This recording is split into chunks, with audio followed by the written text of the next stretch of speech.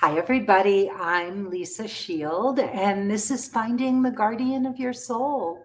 It is such a pleasure to be here today. It is a beautiful day in Santa Fe, New Mexico, and I am in the process of redoing my office. So you can see that all of my furniture has been cleared out, and yeah, it's just a gorgeous, gorgeous day. And I hope you're having a beautiful day as well. So today we're going to talk about spark first or flame later, exploring the chemistry conundrum in relationships. So, I think most of us have been led to believe that when we meet somebody, there is going to be intense chemistry, right? You're just going to look across a crowded room and you're going to lock eyes with somebody and light up and think, oh my gosh, like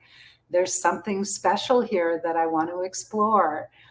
I've done it many times myself. I've fallen for that. And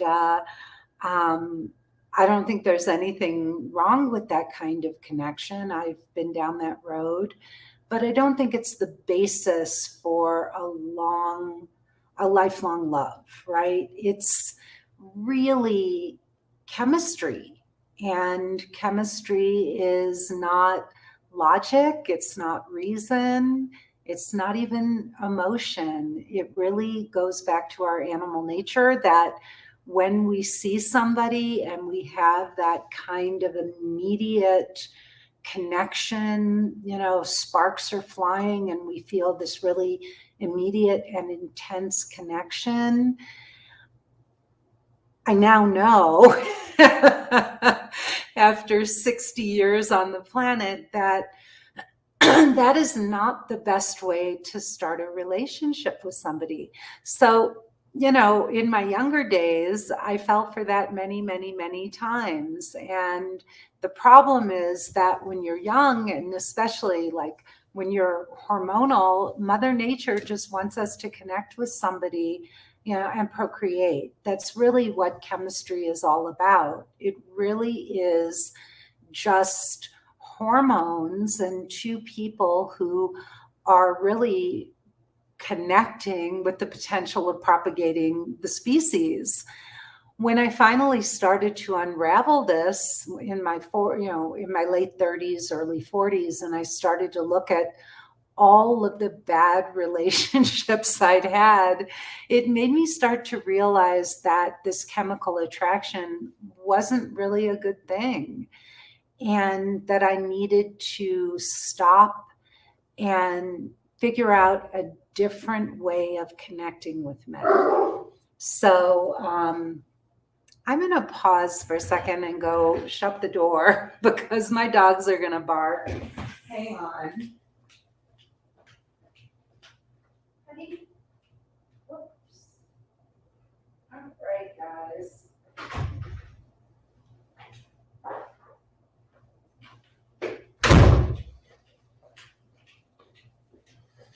All right. I don't know if that's going to help or not, but I really want to warn you, especially those of you who are younger, that this is something you want to start to reevaluate. I know a lot of mythology, a lot of the romance novels we read really tell us to look for chemistry. And probably 90% of the women I work with, when they first come into my program, they will say to me, Lisa, I know immediately whether I'm attracted to someone or not. And that sends off alarm bells for me, because the truth is, no, you don't. And if you're following that chemistry, that initial spark, and that's what you're looking for in relationships, you're going to find yourself having one disappointing relationship after another. So, the very first thing that we do when people work with us is we have them read a book about attachment theory. And attachment theory goes, it's a psychological concept that there are different ways that people attach, especially in romantic relationships. And it describes why we pick the partners we pick. So there are 3 different attachment styles, predominantly. There are some others, but just in its purest form, there are people who are anxious, people who are avoidant, and people who are secure. Very, very often when you have that chemistry, 2 people looking across a room and connecting and sparks flying, you often have what is called an anxious avoidant relationship. You have 2 people, one of those people is anxious, which means when that person gets into a relationship, they start to feel a lot of anxiety. And that chemistry can actually be anxiety, not some kind of special connection. It can actually be anxiety, which is what nobody tells you. The romance novels don't tell you this.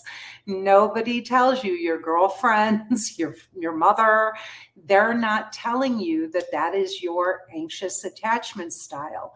Women more than men tend to be anxious, although there are plenty of men who also get very anxious when they start to attach. And then you have what are called avoidance. Avoidance are those people who, once somebody tries to attach to them, they're all fine and good in the beginning, right? They come on strong, they're romantic, they express interest. And then the minute the other person starts to attach, they run the other way. And so that's an anxious avoidant attachment. And what's really funny is these relationships can go on and on and on. They can be volatile. They can be, really toxic, but they can also have like a lot of high highs and low lows. Maybe some of you have been in relationships like that. And it can feel like you're on a roller coaster. Once it starts going, it just has a life of its own. And it doesn't feel great. It feels good when you're, on that high, but you always know that that low is coming, that something will set the other, set one of you off and it'll go south. And a lot of times these relationships, you come together, you break apart, you come back together again, and it's filled with a lot of emotions, a lot of highs, lows, whatever, but it's never stable. What's really, really, really hard for many people to wrap their brains around is the idea of a relationship that doesn't have those extreme highs and those extreme lows, but still is connected, romantic, passionate, playful, fun, exciting, but not a kind of manufactured, artificial, chemical, hormone-induced intensity, but a relationship between 2 mature, self-aware people who actually understand how to connect.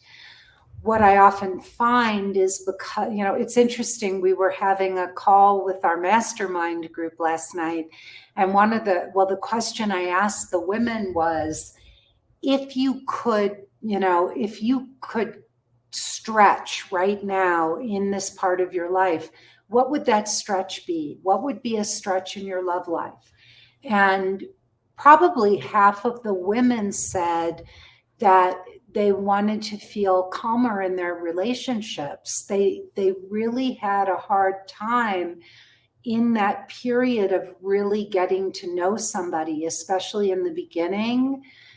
They would feel extremely anxious and insecure, and they wanted more peace, more equanimity, more calm in that period, and that was really where they needed to stretch and not kind of go off the deep end and start overthinking things and get anxious and then push the guy away if he was a secure guy. And, a lot of times I don't think we realize that anxiety, even with a guy, well, guys who are avoidant, they're going to ghost or they're going to run when you try to attach to them. But the guys that are really secure, a lot of those men, and you may not even realize it because they may never tell you why they didn't ask you out again, but those guys are going to pick up on your anxiety and they're going to be gone. And it doesn't matter how beautiful you are or how educated or successful or whatever, that anxiety will sabotage things. Now, it's easy when that happens to say to yourself, oh, okay, well, that guy was avoidant. A lot of the women, who I work with want to do that. They just want to label all of these guys as avoidant. But the truth is, you don't know. You don't know if it was your anxiety and some secure guy, picked up on it and was just like, nope, no chance in hell, I'm out of here. Or if you pushed, or if you triggered some guy's anxiety or his avoidant behavior. So until you get a handle on your own anxiety and calm down and are able to navigate this calmly, you will never know, and you'll never ever be able to build a really beautiful, secure attachment with a secure man and have your choice of men. So when I was turning 40 and I was assessing in my love life and why I was still single, I started to look at all the behaviors that I thought would be about women that would be unattractive to men. I started to think about all the things I saw women doing. And then I thought, if I were a guy, would these things attract me or would they turn me off? And I started to develop the opposite behaviors. And one of the things that I started to do was, instead of just jumping in and fixating on one guy I liked, I realized that it would be much healthier for me to date several men at once and not just over focus on one guy, but to be bringing new men into my life so that if one guy did fall off, I had other men that I could keep dating and I didn't have to get bent out of shape or feel anxious. And that really did help me mitigate some of the anxiety I was feeling. I also learned how to ask for what I wanted in a very non-demanding way, a way that wasn't needy or anxious or insecure, but just, hey, I would love it if you could do this, or it would be wonderful if, we could spend the weekend together or plan a date in advance. That would be really, really great. So I started to learn how to ask for what I wanted and needed because I realized that a lot of my anxiety was driven by the fact that, I was bottling up all of my needs. And then I was building up all of this resentment and frustration towards men. And there were things that I really wanted. And I realized that these men couldn't read my mind. And so I had to ask if I wanted to get the things I ultimately wanted in a relationship. So I started to learn and practice and go on dates and started just asking. And if a man said no, or if he wasn't able to do it, that was fine, but I started to actually see that by asking for what I wanted, the men that weren't willing to give it to me, they disappeared. And the ones who did actually would do those things for me. And then I actually started to feel more attracted to them. Do you get that?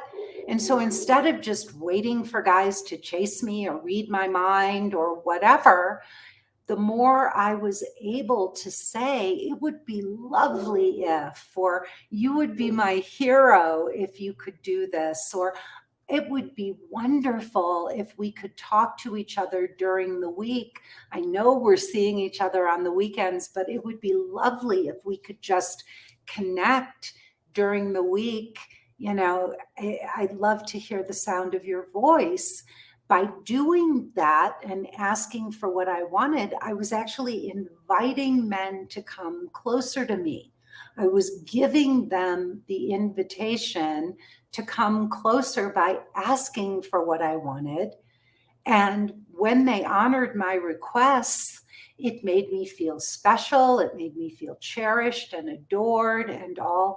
And it made me feel closer to them. So this is something that also helped with my anxiety. And I found it very empowering to be able to do that and actually start to see that there were men that wanted to make me happy and that wanted to do lovely things for me. So this was really, really wonderful. Somebody asked, how can you spot avoidant behavior early on? Well, a lot of times, not always, but very often, men in particular, I'm just assuming this is a woman, but somebody with avoidant attachment, with an avoidant attachment style will come on very hard, very fast, very strong. And there's a difference between a man who's confident and is pursuing you and he's pacing himself, and a man who's just what they call love bombing you. So a love bomber or an avoidant will really be over the top. It will feel like too much too soon. Some women make the mistake of thinking it's romantic and, oh my God, this guy knows what he wants and this is what I've been looking for and he's so excited and he's pursuing me and, you know, he's coming on so strong and I love this.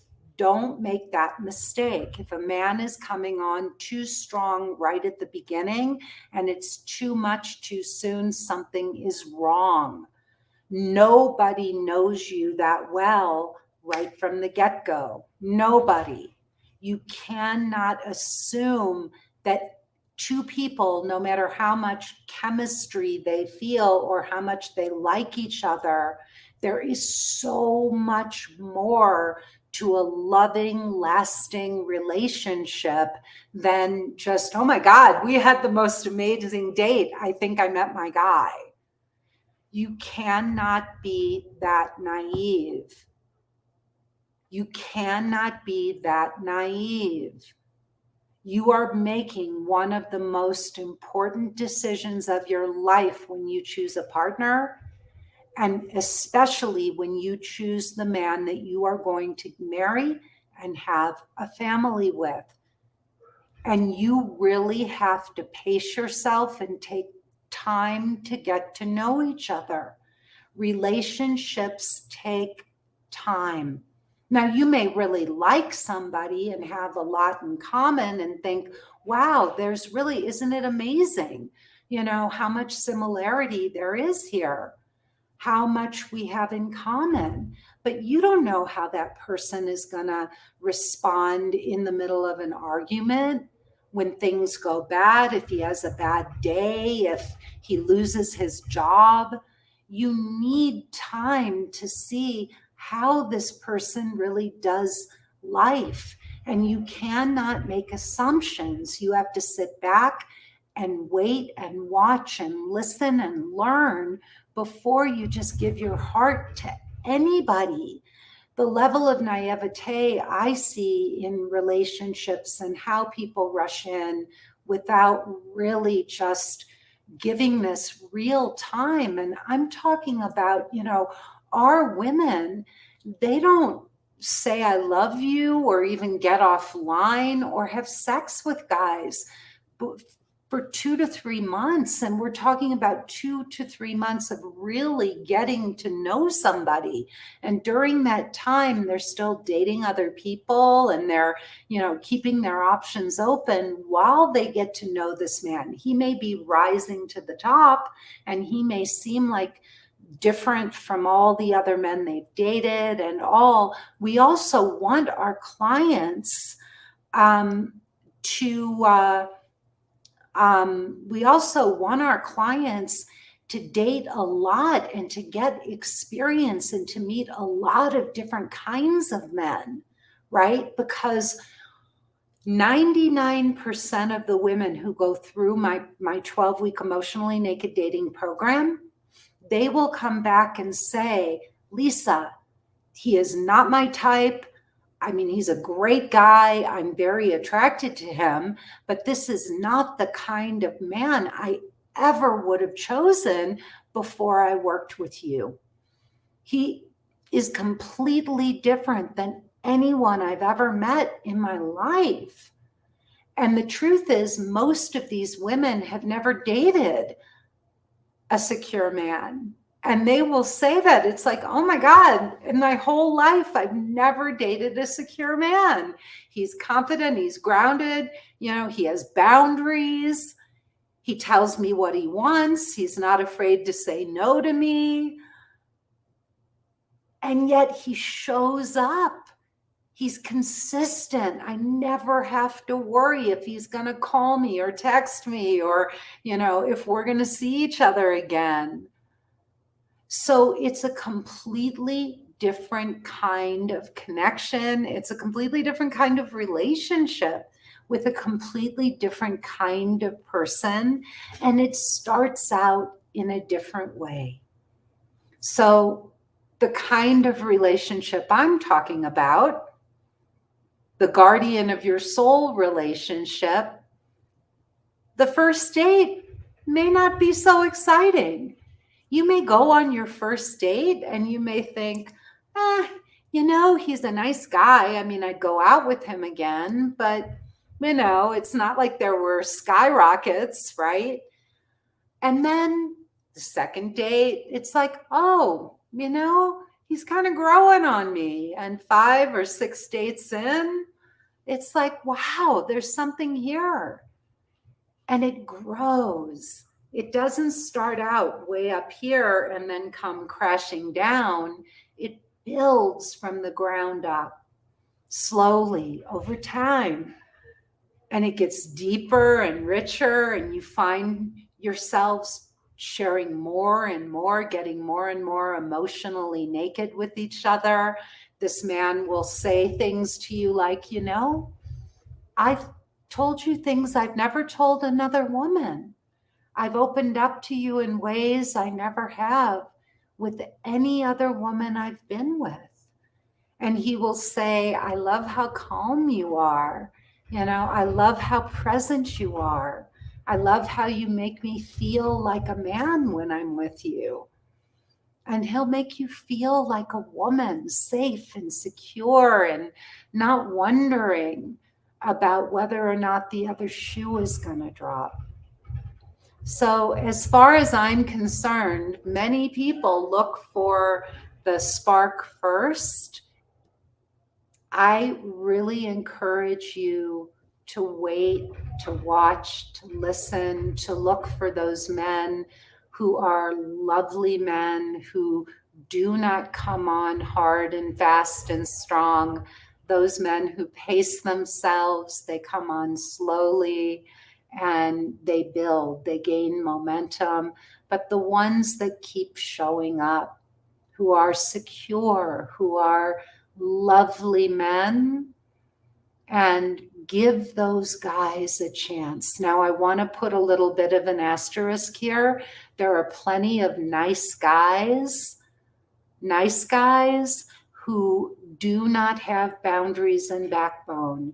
And if you're dating a really nice man who seems to have all of those qualities that I'm talking about, but something seems to be missing. Like he's overly accommodating, he's too nice. That's a whole other beast. You are looking for a man who's secure and has boundaries, who knows who he is, who's a real man and feels masculine to you, but not a man who also is a wimp. Do secure men also not look for the spark?